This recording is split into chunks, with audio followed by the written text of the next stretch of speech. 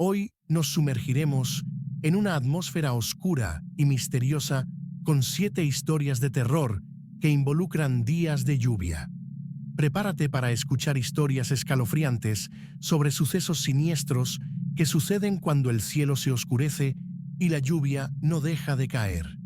Entonces, siéntate, escucha el sonido de la lluvia afuera y que comience este escalofriante viaje. Y antes de que caiga un rayo en tu conexión, aprovecha para suscribirte al canal, activa la campanita y deja tu me gusta. Esto realmente ayuda al canal y garantiza que no te pierdas ningún contenido aterrador como este. ¿Vamos? Primero, el camino inundado. Sara, una enfermera de 34 años, regresaba a casa después de un turno de noche en el hospital del distrito de Harrogate. La tormenta que azotó el norte de Inglaterra esa noche fue excepcionalmente severa, y las advertencias meteorológicas recomendaban evitar viajes no esenciales. Debería haberme quedado en el hospital, admitió Sara más tarde, pero después de un turno de 12 horas, lo único que quería era mi propia cama. La ruta habitual de Sara quedó bloqueada por un árbol caído, lo que la obligó a tomar un desvío por caminos secundarios que serpenteaban a través de los páramos de Yorkshire. La lluvia caía a cántaros, reduciendo la visibilidad a unos pocos metros, y los faros de su Volkswagen Golf apenas penetraban la oscuridad. Alrededor de las 23:40 horas, Sara llegó a un tramo de la carretera donde el agua ya cubría el asfalto. Vacilante pero decidida a llegar a casa, avanzó lentamente. 100 metros más adelante, el agua subió dramáticamente, llegando hasta la mitad de las ruedas. El motor del auto se ahogó y se apagó. En ese momento, me di cuenta de que había cometido un terrible error, informó. El coche no arrancaba, el agua seguía subiendo y me quedé completamente solo. Sara intentó llamar a los servicios de emergencia, pero la recepción fue intermitente. Solo pudo informar su situación aproximada antes de que se cortara la llamada. Se estimó que los rescatistas tardarían al menos 45 minutos en llegar, debido a las múltiples emergencias provocadas por la tormenta. A las 00:17, aparecieron unos faros detrás de ella en la carretera. Una vieja camioneta se detuvo a pocos metros de distancia. De él se apeó un hombre vestido con un impermeable amarillo y una potente linterna. «Atrapado en la inundación, ¿eh?», llamó acercándose. «Soy Nathan. Vivo allí. Sucede todo el tiempo en estas carreteras». El hombre parecía tener unos 50 años, barba gris y un fuerte acento de Yorkshire. Su presencia, inicialmente, trajo alivio a Sara. «No van a sacar este auto de aquí esta noche», dijo, analizando la situación. «Pero puedo llevarte a mi casa a esperar el rescate. Tengo una radio que funciona incluso con este clima». Algo en la forma en que Nathan miraba el interior del coche a través de las ventanillas hizo que Sara se sintiera incómoda. Señaló que, a pesar de afirmar que vivía allí mismo, no especificó exactamente dónde y que su camioneta no tenía placas visibles. «Aprecio la oferta, pero ya llamé al rescate», respondió Sara. «Prefiero esperar aquí». Nathan insistió, volviéndose gradualmente más asertivo. «No sea tonta, señora. El agua seguirá subiendo. Esta zona se inunda completamente con tormentas como esta. He visto autos arrastrados». Mientras hablaban, Sara notó algo inquietante. La linterna de Nathan iluminaba ocasionalmente el camino, revelando que el agua era significativamente más profunda de lo que parecía en la oscuridad. Aún más preocupante, había lo que parecían ser otros vehículos parcialmente sumergidos a unos 50 metros de distancia. «Si es tan peligroso, ¿por qué conduces por aquí?», preguntó, manteniendo las puertas cerradas.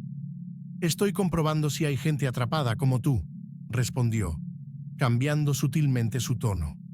«Hago esto en cada gran tormenta». Sarah, entonces, recordó noticias que había visto semanas antes. Informes de robos a conductores vulnerables en caminos rurales de Yorkshire durante condiciones climáticas adversas. Las víctimas describieron a un hombre mayor que aparecía ofreciendo ayuda, solo para robarles o algo peor. Cuando Nathan empezó a probar las manijas de las puertas, Sarah activó la alarma del auto.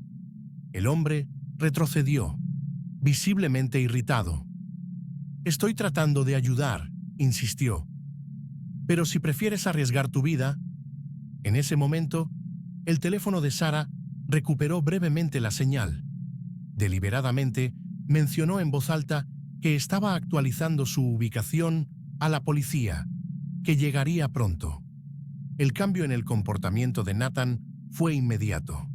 Miró nerviosamente a la carretera y murmuró algo sobre buscar a otras personas que necesitan ayuda.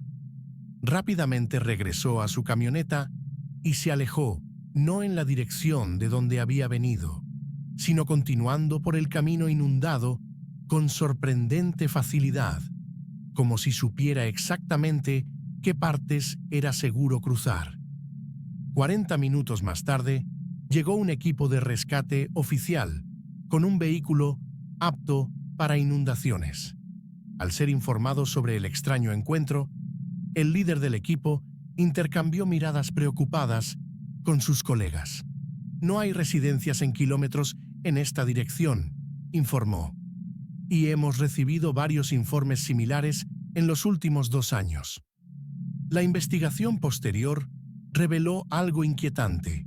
Utilizando drones, la policía localizó 3 vehículos sumergidos en una zona especialmente profunda de la carretera, a unos 100 metros de donde Sarah se había detenido. Uno de ellos contenía el cuerpo de una mujer que había desaparecido 3 meses antes durante otra fuerte tormenta. Aún más alarmante, en un granero abandonado, justo al lado de la carretera, los investigadores encontraron una colección de pertenencias aparentemente robadas a los conductores: billeteras, productos electrónicos, joyas, junto con mapas detallados de las áreas más propensas a inundaciones de la región. «No estaba guiando a la gente fuera de peligro», concluyó el inspector detective Robert Harrison. «Los estaba dirigiendo deliberadamente a áreas donde serían completamente vulnerables». Nathan nunca fue identificado ni capturado. La policía sospecha que se mueve entre diferentes condados y solo aparece durante condiciones climáticas extremas, cuando las respuestas de emergencia se ven abrumadas. 2. El refugio temporal. El caso de Michael y Emma Donovan ha sido documentado por la policía de Escocia como uno de los incidentes más inquietantes ocurridos en las remotas tierras altas. Los hechos de aquella noche lluviosa fueron reconstruidos a partir de registros y declaraciones policiales. La pareja estadounidense celebraba su 5º aniversario con un viaje a Escocia.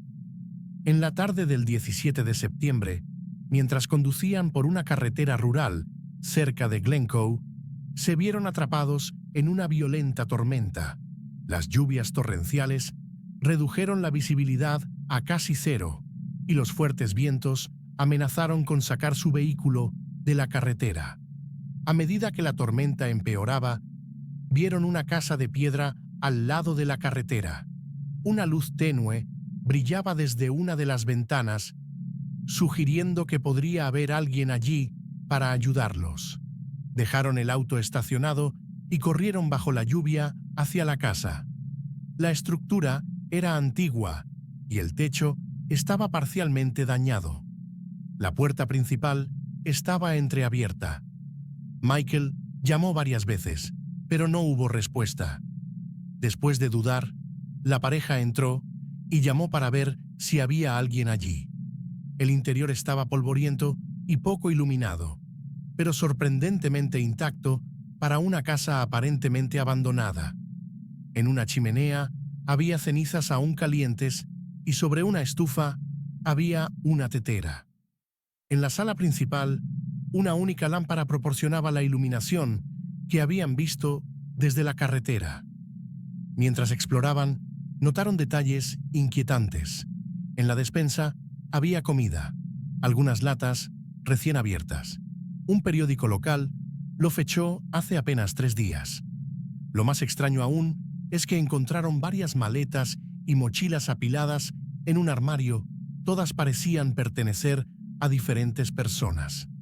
Al caer la noche y la tormenta se intensificó, la pareja decidió quedarse.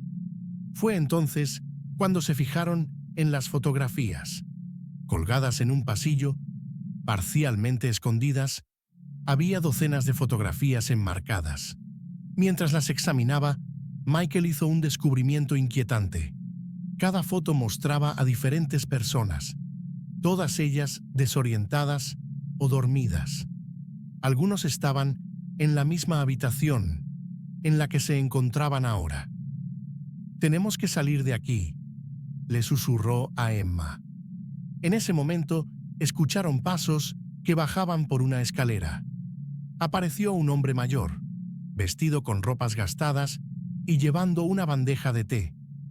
«Ah, estás despierto», dijo con un marcado acento escocés, como si se hubiera esperado su presencia. «La tormenta no pasará pronto. Deberías beber esto para mantenerte caliente». El hombre, que se presentó como Alistair, parecía amigable, pero algo en sus ojos incomodó a la pareja. Habló como si fueran invitados esperados, no intrusos que buscaban refugio. Mientras hablaban, Emma notó algo alarmante. La taza de té tenía un residuo extraño en el fondo. Fingiendo beberlo, ella secretamente vertió el contenido en una planta cuando él se dio la vuelta. «Sois la tercera pareja este año», comentó Alistair casualmente. «La gente siempre encuentra mi casa durante las tormentas. Es curioso, ¿no?». Cuando Alistair se fue brevemente, Michael susurró: «Las maletas en el armario creo que pertenecen a personas que nunca salieron de aquí». La pareja decidió escapar de inmediato. Mientras se dirigían hacia la puerta, Alistair regresó, bloqueando su salida. «Nadie quiere quedarse nunca», dijo, cambiando drásticamente su tono, «incluso después de todo el trabajo que he hecho para atraerlos aquí». Fue entonces cuando se dieron cuenta. La luz que habían visto no era accidental.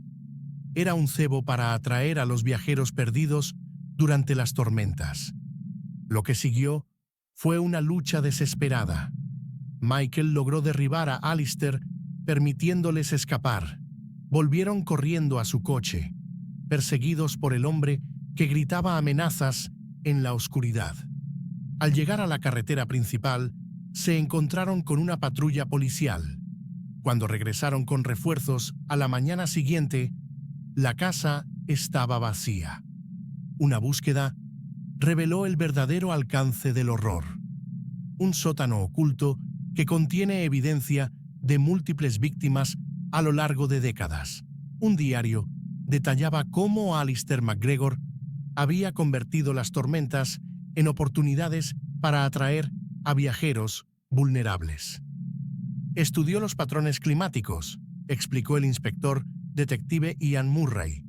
«Sabía exactamente cuándo colocar su luz de bienvenida para atraer a personas desesperadas por encontrar refugio». Alistair MacGregor nunca fue encontrado a pesar de una extensa búsqueda.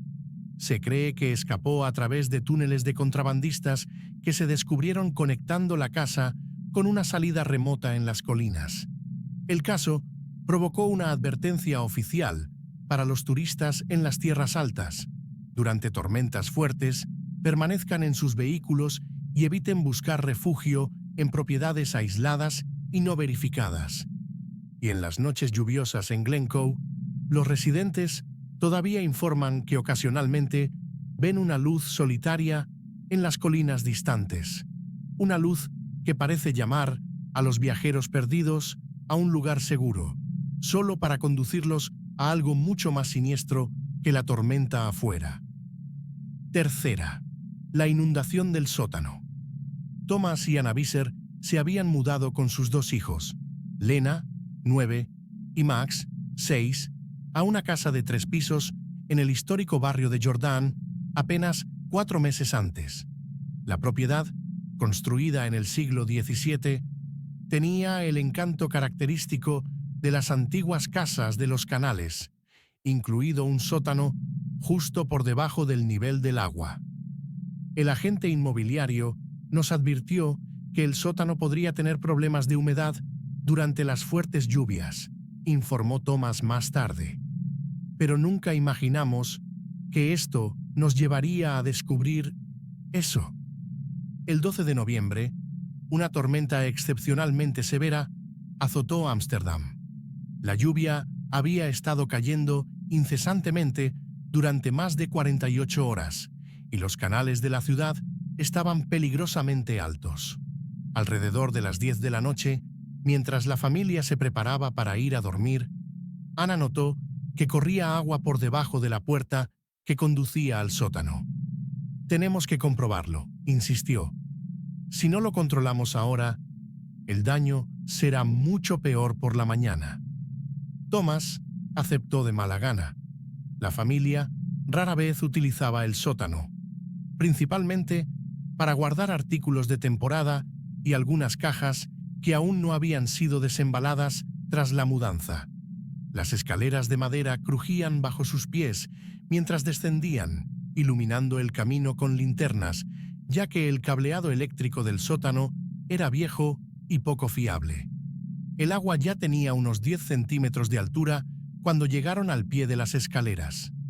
Mientras Thomas examinaba el origen de la fuga, Anna alumbró con su linterna los rincones del espacio húmedo y mohoso. Fue entonces cuando notó algo extraño. Uno de los muros de piedra parecía haber sido modificado recientemente. Algunas piedras habían sido retiradas y luego reemplazadas, creando un pequeño nicho que no aparecía en los planos originales de la casa. «Thomas», llamó, con la voz temblorosa, «creo que alguien se metió con este muro». Thomas se acercó y examinó la alcoba improvisada. Usando un destornillador de su kit de herramientas, logró aflojar una de las piedras, revelando un espacio oculto detrás de ella. Lo que encontraron dentro les heló la sangre. Una mochila que contenía una linterna, alimentos no perecederos, una botella de agua y, lo más inquietante, un sobre grueso lleno de recortes de periódico y fotografías. «Eran fotos nuestras», describió Anna, todavía visiblemente conmocionada durante su testimonio. «Fotos tomadas a través de las ventanas de nuestra casa, desde ángulos que solo serían posibles si alguien nos observara de cerca. Había fotos de nosotros cenando, de los niños jugando en el jardín, incluso de Thomas y yo durmiendo». Los recortes de periódico eran igualmente inquietantes. El anuncio de la compra de la casa por parte de los Visser, artículos sobre Thomas, que era un profesor universitario relativamente conocido, e incluso el boletín de la escuela local que mencionaba a Lena ganando un concurso de ciencias. Mientras procesaban el horror de este descubrimiento, escucharon un sonido que hizo que sus corazones se detuvieran. Pasos húmedos que descendían las escaleras del sótano. «Pensé que eran los niños», susurró Thomas, pero luego recordé que Anna les había pedido que se quedaran en la habitación. Thomas apagó rápidamente su linterna y llevó a Anna detrás de una pila de cajas. A través de la tenue luz, vieron una figura masculina descender los últimos escalones y entrar en el agua poco profunda. El hombre parecía conocer bien el espacio, moviéndose directamente hacia el nicho en la pared, aparentemente sin notar la piedra ya retirada ni la presencia de la pareja. Cuando el intruso se dio cuenta de que habían descubierto su escondite, se volvió bruscamente. Por un momento, la luz de su linterna iluminó su rostro. Un hombre de aproximadamente 40 años, con barba de 2 días y los ojos muy abiertos por la sorpresa. Parecía tan normal, recordó Thomas, como alguien con quien te cruzarías en la calle sin darte cuenta. Lo que siguió fue un tenso enfrentamiento. Thomas, impulsado por el instinto de proteger a su familia, agarró una herramienta cercana y exigió saber quién era el intruso. El hombre, que claramente no esperaba ser descubierto, intentó escapar escaleras arriba. En la pelea que siguió, Thomas logró detenerlo el tiempo suficiente para que Anna escapara y llamara a la policía. La investigación posterior reveló una verdad aterradora. El hombre, identificado como Peter Clausen, había sido el anterior inquilino de la casa.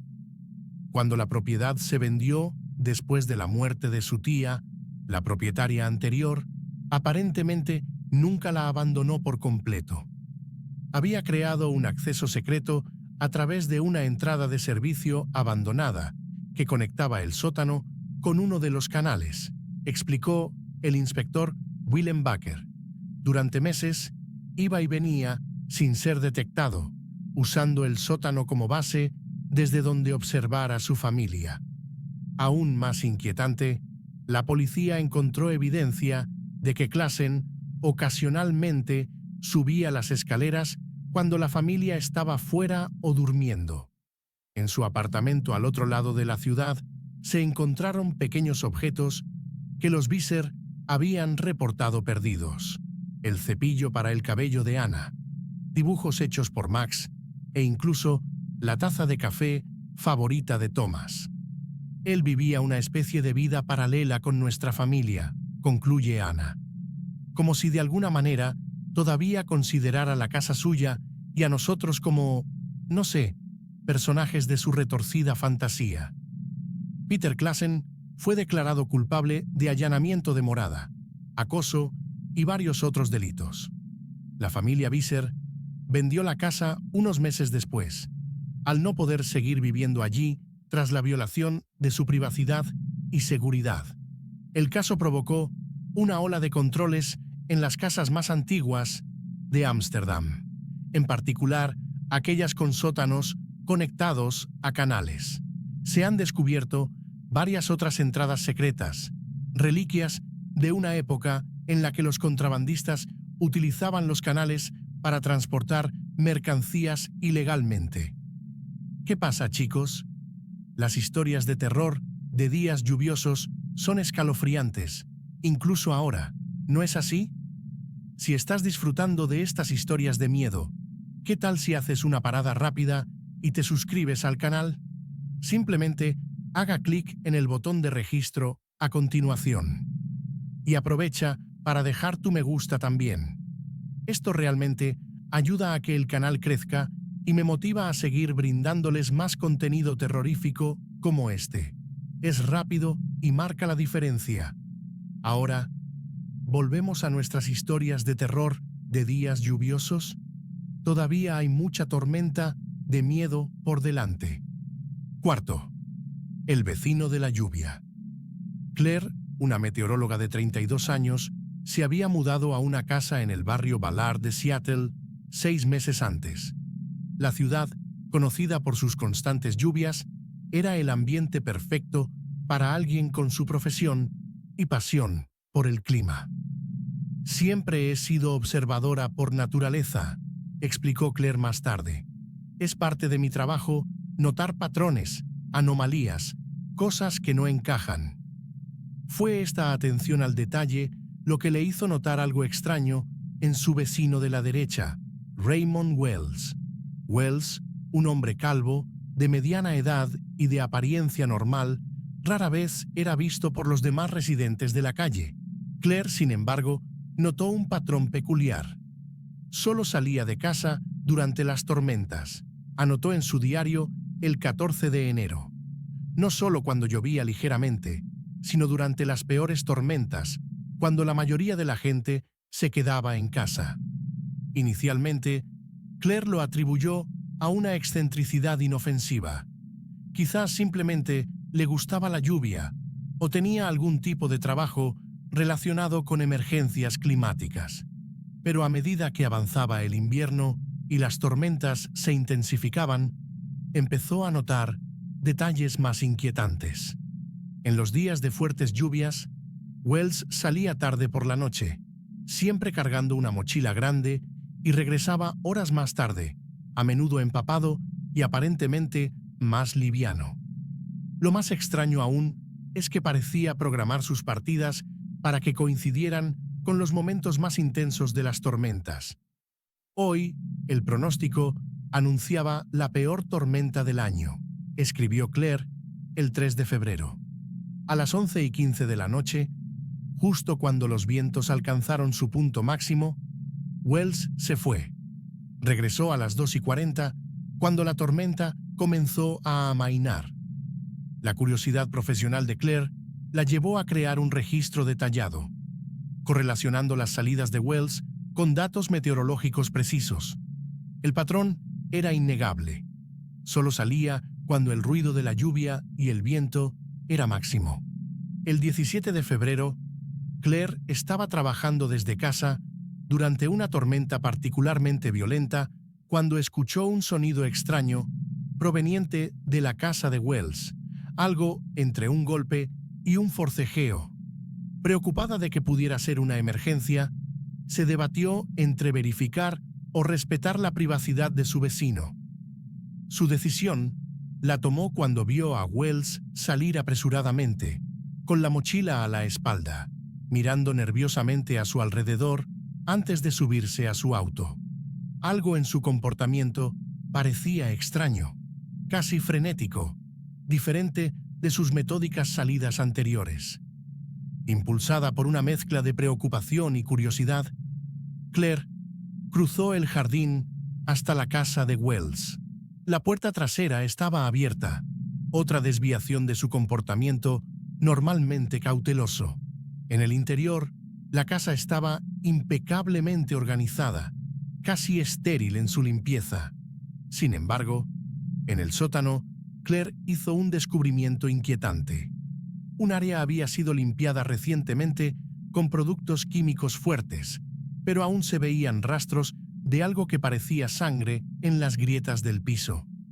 En un armario cerrado con llave, que logró abrir con una llave de repuesto encontrada cerca, había herramientas, cuerdas y, lo más alarmante, documentos de identidad pertenecientes a personas que Claire no reconoció. Se me dio un vuelco el estómago, informó. Me di cuenta de que estaba en la casa de alguien que era potencialmente muy peligroso. Claire se fue rápidamente y llamó a la policía.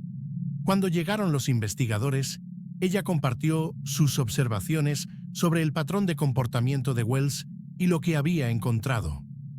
La investigación posterior reveló una verdad espantosa.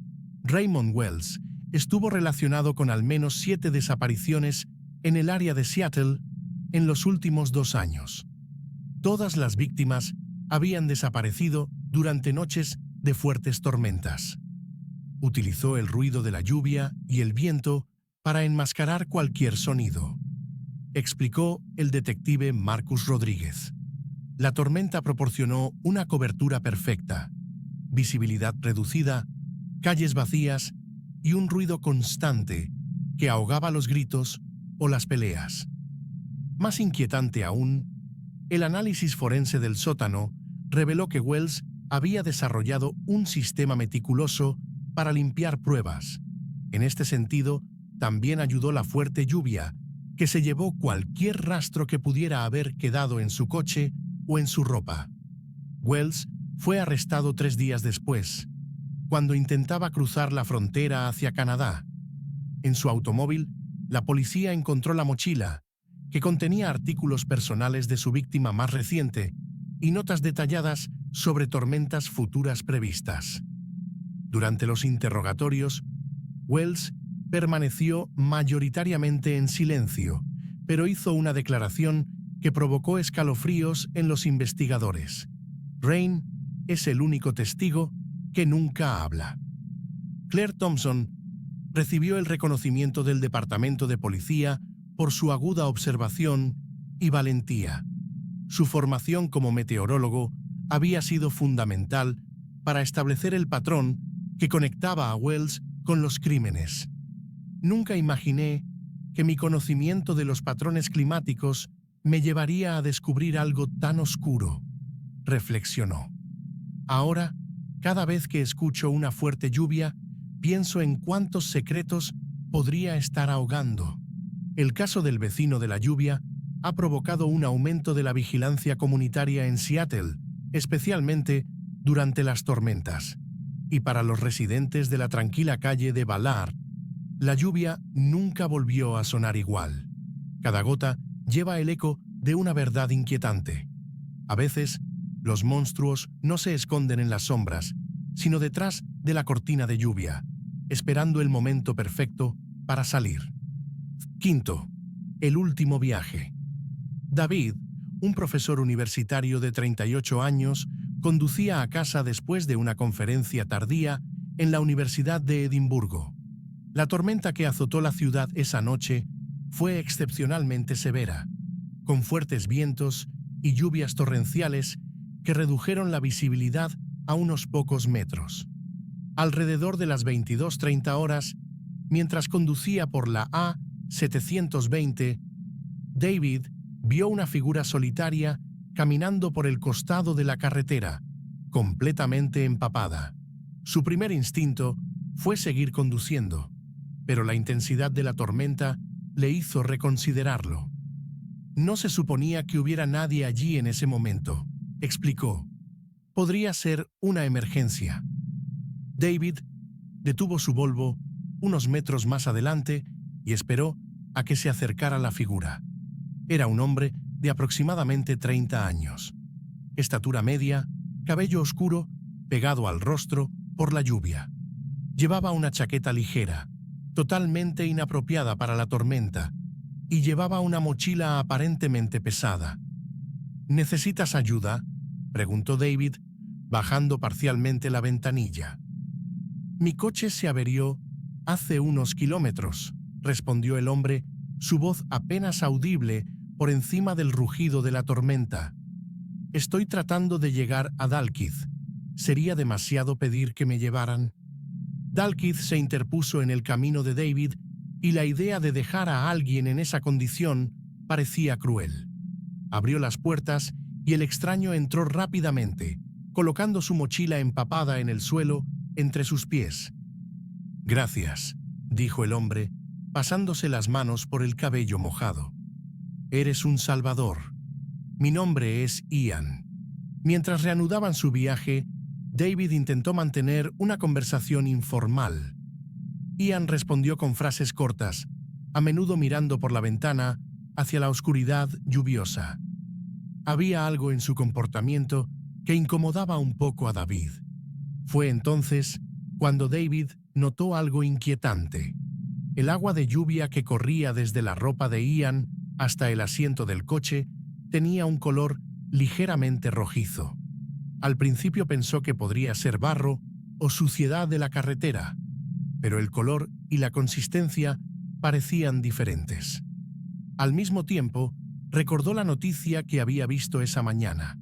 La policía buscaba a un hombre conocido como el asesino de la tormenta, responsable de 3 homicidios en los últimos 2 meses. Todas las víctimas habían sido atacadas durante fuertes tormentas. La descripción era vaga, pero mencionaba a un hombre de mediana estatura, cabello oscuro, probablemente de unos 30 años. David sintió que su corazón se aceleraba. Intentó mantener la calma, mientras su mente procesaba las inquietantes coincidencias. Dijiste que tu auto se averió. ¿Qué modelo es?, preguntó David, tratando de mantener su voz informal. Ian dudó por un momento demasiado largo. Un Ford azul.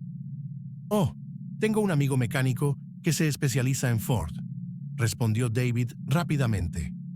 Puedo llamarlo si quieres. No es necesario, respondió Ian. Su tono se endureció ligeramente. Ya llamé a alguien. El silencio que siguió fue asfixiante. David notó que la mochila a los pies de Ian parecía estar goteando algo oscuro sobre la alfombra del auto. Cuando se detuvo en un semáforo, aprovechó para enviar discretamente un mensaje de texto a su esposa. Me llevaron. Hombre sospechoso. Si no llega en 30 minutos, llame a la policía. Pero su teléfono no tenía señal debido a la tormenta. ¿Problema?, preguntó Ian, observando la frustración de David con el teléfono. Solo estoy comprobando si mi esposa está bien, mintió David. Ella se preocupa por estas tormentas. Las esposas tienden a preocuparse, comentó Ian con una extraña sonrisa formándose en su rostro. La última persona que me llevó también estaba preocupada por su esposa. El comentario quedó suspendido en el aire como una amenaza velada. David se dio cuenta de que necesitaba actuar. Se acercaban a una gasolinera muy iluminada. Necesito gasolina, dijo, haciendo una señal de repente, casi sin combustible. Ian miró el tablero, donde el indicador mostraba claramente que el tanque estaba medio lleno. ¿Estás seguro? Parece que todavía queda mucho. Este medidor está roto, insistió David, ya reduciendo la velocidad. No te preocupes, será rápido. Al entrar a la estación, David notó una patrulla policial estacionada al lado de la tienda. Se detuvo al lado del auto y apagó el motor. Te pagaré por adelantado, dijo, saliendo rápidamente del auto antes de que Ian pudiera protestar. En lugar de ir al cajero, David se acercó directamente a los oficiales y rápidamente les explicó sus sospechas. Los agentes actuaron de inmediato, acercándose al vehículo con precaución. Lo que siguió confirmó los peores temores de David. Cuando se le acercó, Ian intentó huir, abandonando su mochila en el coche. Cuando la policía lo detuvo, encontró un cuchillo ensangrentado en su bolsillo. La mochila contenía ropa y objetos personales manchados de sangre que luego fueron identificados como pertenecientes a una víctima atacada esa misma noche. Ian Campbell era en realidad Thomas Reeves, el hombre que la policía buscaba en los 3 homicidios anteriores. Su táctica era simple. Atacaba durante las tormentas, cuando las víctimas eran más vulnerables y el ruido de la lluvia enmascaraba cualquier sonido. Luego, buscaba autoestopistas para abandonar la escena del crimen. David Mitchell fue honrado por la policía de Escocia por su perspicacia y valentía. Su decisión de detenerse en la gasolinera concreta donde había policías fue calificada como extraordinaria intuición o suerte divina. No me considero un héroe, declaró David en una entrevista posterior. Solo alguien que prestó atención a las señales de advertencia, pero todavía pienso en lo que podría haber pasado si ese coche de policía no hubiera estado allí. 6. La cabaña aislada. 5 amigos, Marcus, Elena, Thomas, Sophie y Daniel, habían planeado un fin de semana de esquí en los Tatras. El grupo se conocía desde la universidad, a excepción de Daniel, el reciente novio de Sophie, que se había sumado al viaje en el último minuto cuando otro amigo canceló. La previsión era que solo nevara ligeramente, informó Elena más tarde. Nadie esperaba la tormenta que se formó. La tarde del 17 de enero, mientras esquiaba, el tiempo cambió drásticamente. Los fuertes vientos y las fuertes nevadas redujeron la visibilidad a casi cero. Con las pistas cerrando y el teleférico detenido por seguridad, se recomendó al grupo buscar refugio en la cabaña Horsky Dom, una estructura remota utilizada por guardabosques y escaladores, ubicada a 2 kilómetros de distancia. Siguiendo las indicaciones, lograron llegar a la rústica cabaña de madera. El interior era básico: una sala principal con chimenea, una pequeña cocina, 2 dormitorios y un ático. No había electricidad más que un generador diésel y no había señal de teléfono celular. Una radio de emergencia era el único medio de comunicación con el exterior. Al principio, simplemente agradecimos encontrar refugio, explicó Thomas. La tormenta parecía empeorar minuto a minuto. Marcus, que tenía experiencia en montañismo, intentó comunicarse por radio con los servicios de emergencia e informar de su ubicación. La respuesta fue clara. Debido a la intensidad de la tormenta, no sería posible ningún rescate hasta dentro de al menos 24 horas. Debían permanecer en la cabaña, conservar los recursos y esperar. La primera noche, el grupo mantuvo la moral alta y trató la situación como una aventura inesperada. Daniel, en particular, parecía tranquilo y asumía la responsabilidad de mantener encendido el fuego y comprobar los suministros. Él conocía sorprendentemente bien ese tipo de cabaña, comentó Elena. Sabía dónde estaba todo y cómo manejar el generador, detalles que ni siquiera Marcus, con toda su experiencia, conocía. A la mañana siguiente, Marcus descubrió que la radio ya no funcionaba. Al examinarlo, notó que algunos componentes internos habían sido dañados, no por desgaste, sino deliberadamente. «Alguien se metió con esto», le dijo al grupo. «Esos cables han sido cortados». La acusación quedó en el aire. Todos negaron su participación, pero se impuso un clima de desconfianza.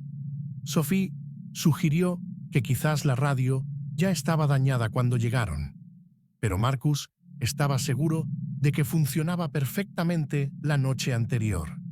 Mientras continuaba la tormenta, Thomas notó otro detalle inquietante.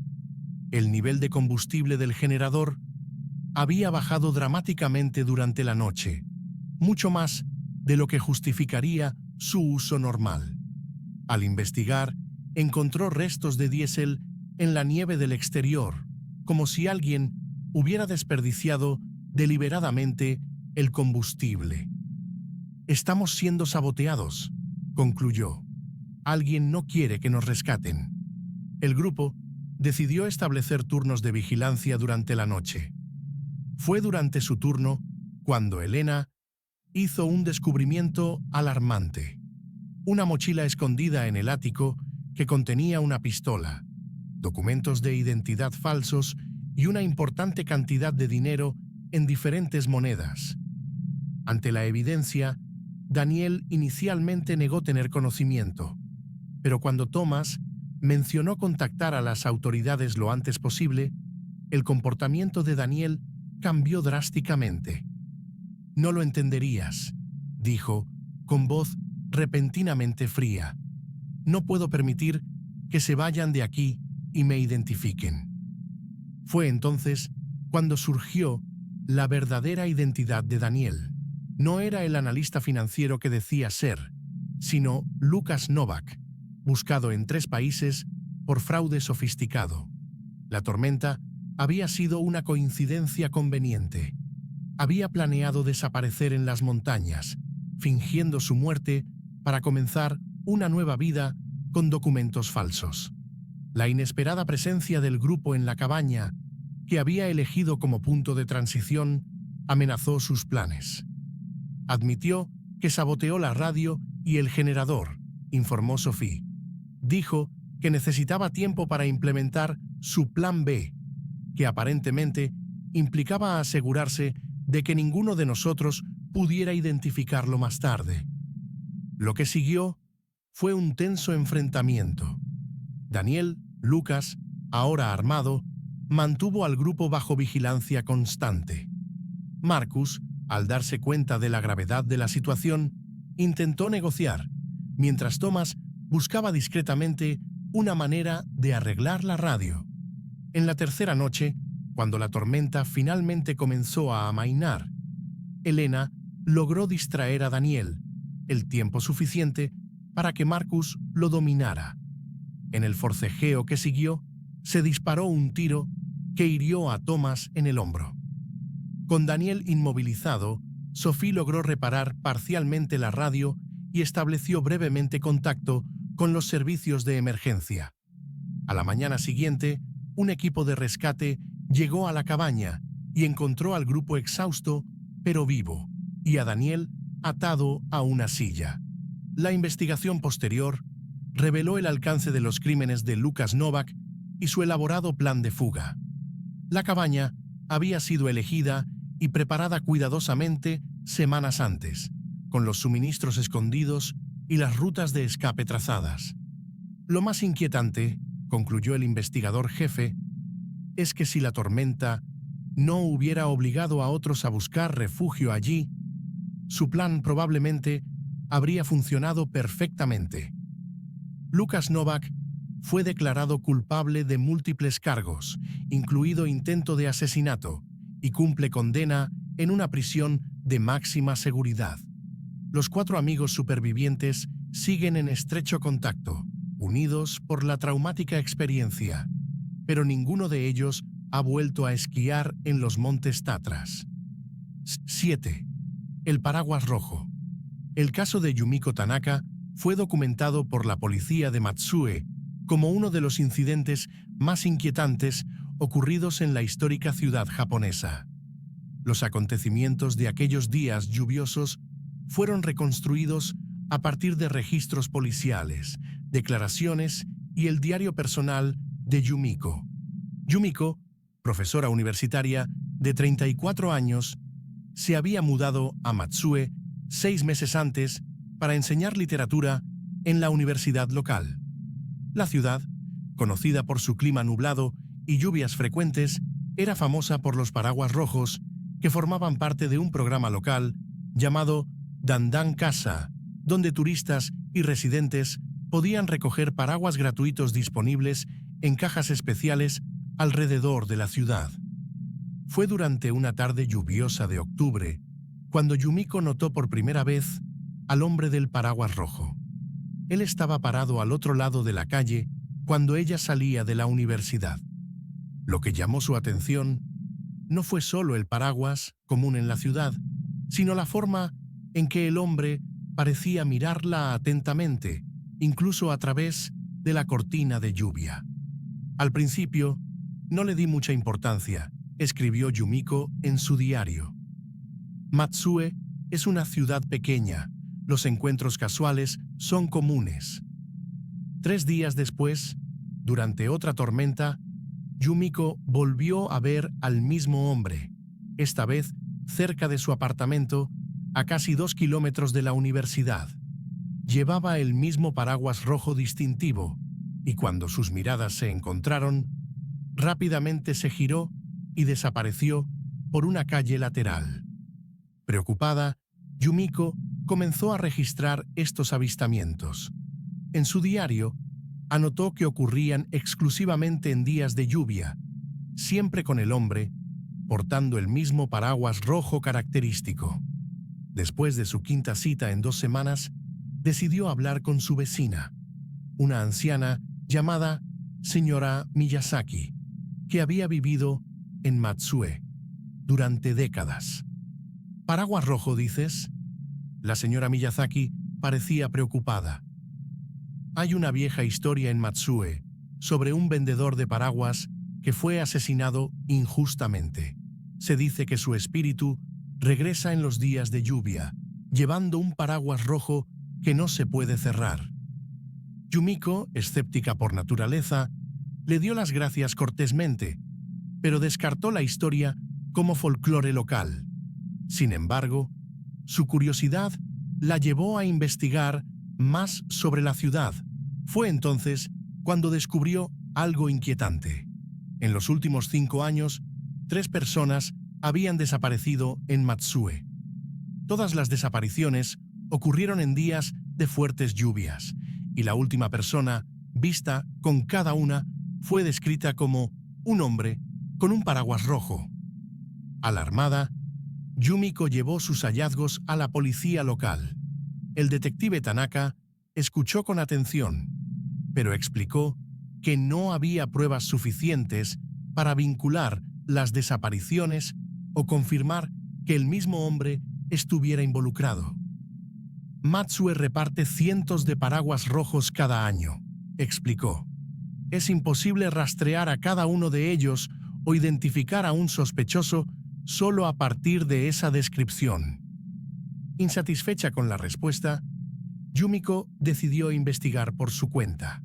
Comenzó a mapear las ubicaciones de las desapariciones anteriores y notó que todas ocurrieron dentro de un radio de 2 kilómetros del canal principal de la ciudad, cerca de la antigua zona de tiendas de paraguas mencionada en la leyenda que la señora Miyazaki había contado. Durante una tormenta particularmente fuerte, a mediados de noviembre, Yumiko volvió a ver al hombre. Esta vez, seguía a un joven estudiante que caminaba solo por la orilla del canal. Impulsada por el instinto de proteger a la chica, Yumiko lo siguió discretamente. Cuando el hombre y el estudiante entraron en una calle estrecha y desierta, Yumiko vio que el hombre aceleraba el paso. Temiendo lo peor, gritó una advertencia. El estudiante se giró confundido, pero el hombre del paraguas rojo desapareció rápidamente entre los callejones. La policía, finalmente convencida de que había un patrón, incrementó la vigilancia en los días de lluvia. 2 semanas después, arrestaron a un hombre llamado Hiroshi Nakamura cuando se acercó a una mujer durante una tormenta. En su apartamento, encontraron 3 paraguas rojos idénticos y pruebas que lo vinculaban con las desapariciones anteriores. La investigación reveló que Nakamura, un profesor de historia local, se había obsesionado con la leyenda del vendedor de paraguas. Eligió días lluviosos para sus crímenes no solo por la visibilidad reducida, sino también como un retorcido homenaje a la leyenda local. Él creía que estaba continuando una tradición, explicó el detective Tanaka. La lluvia no solo proporcionó cobertura para sus crímenes, sino también significado. Gracias a la persistencia de Yumiko, las familias de las víctimas anteriores finalmente obtuvieron respuestas. La ciudad de Matsue, aunque sacudida por los acontecimientos, continuó con su programa general, pero ahora con medidas adicionales de seguridad y concienciación. Y para Yumiko, la lluvia en Matsue nunca volvió a ser la misma. Aunque sabía que el verdadero culpable estaba atrapado, no pudo evitar pensar 2 veces cuando vio un paraguas rojo en un día lluvioso. Un recordatorio de cómo las leyendas antiguas a veces encuentran nuevas e inquietantes formas de persistir en el mundo moderno. Y así llegamos al final de nuestras 7 historias de terror sobre días lluviosos. Entonces, ¿qué pensaste? ¿Qué historia te puso la piel de gallina? ¿Alguno de ellos te hará mirar de manera diferente ante la próxima tormenta? Cuéntame en los comentarios cuál fue tu favorito. Si te ha gustado esta inmersión en el terrorífico mundo de los días de lluvia, no olvides dejar un me gusta. Esto realmente ayuda a que el canal crezca y me motiva a seguir trayendo más contenido aterrador como este. Y si aún no estás registrado, aprovecha ahora para registrarte y activar la campana.